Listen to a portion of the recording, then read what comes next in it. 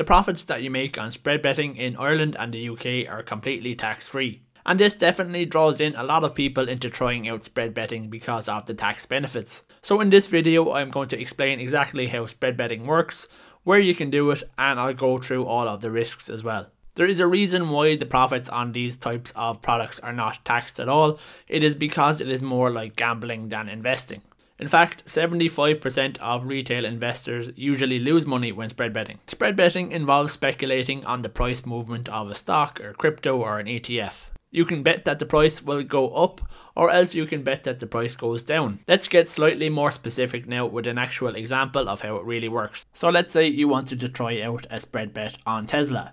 In this example, at the time, Tesla was trading at around $570. So this person could either sell Tesla at a price of $570.14, or else they could buy it at a price of $570.72. So for all spread betting, they usually quote the price in terms of cents. So as you will see, it is quoted as 57,014 cents, and each 1 cent equals to 1 point.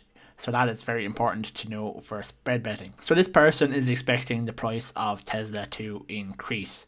So what they're going to do is they are going to bet £20 for every point of movement of Tesla. So they were able to enter into a long position at the buy price. So the buy price, as we said there, was $57,072, which is $570.72. So that means for this person's bet, for every 1 cent or 1 point that the Tesla price increases, they are going to make a profit of £20. And similarly, if the price dropped by 1 cent or 1 point, they would lose £20. So in this person's case, the price of Tesla actually gained 50 points. So in that case, the person made a £1,000 profit, which was the 50 points multiplied by how much they had bet per point, which was £20.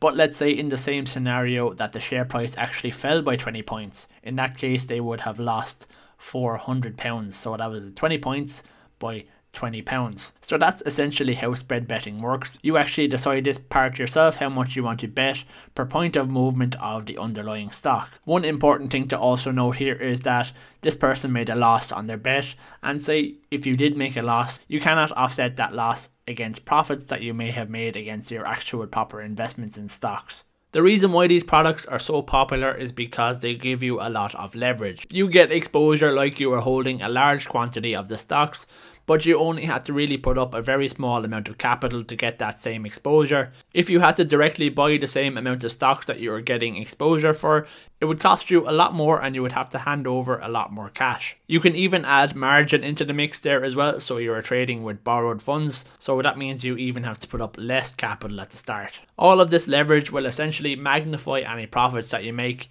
but it will also at the same time magnify any losses that you make. These spread bets will have all kinds of different durations, ranging from like a day up to a couple of months. For every day that the bet is open, the broker will also charge you small funding costs. In my opinion, spread betting really is a risky strategy. It is pretty much like you are flipping a coin with your money.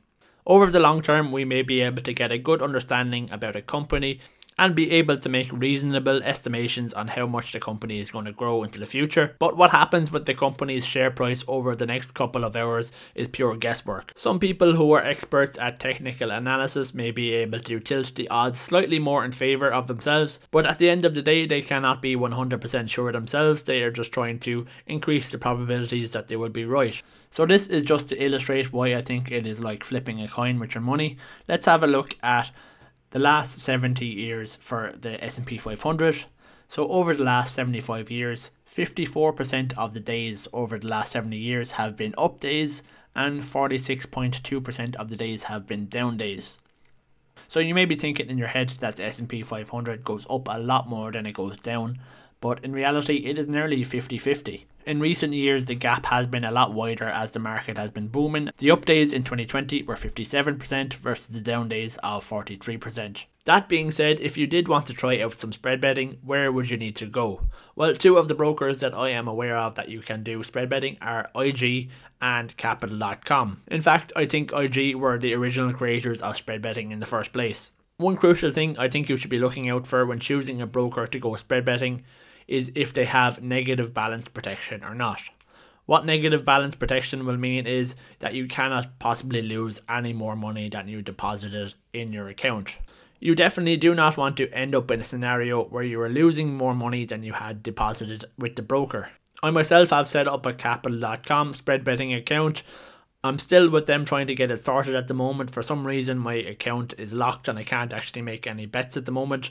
And when I get the account sorted, I will post up a video showing you a tutorial on how it's done on Capital.com, and I will chance losing 50 or 100 euro of my own money just to show you how it's done.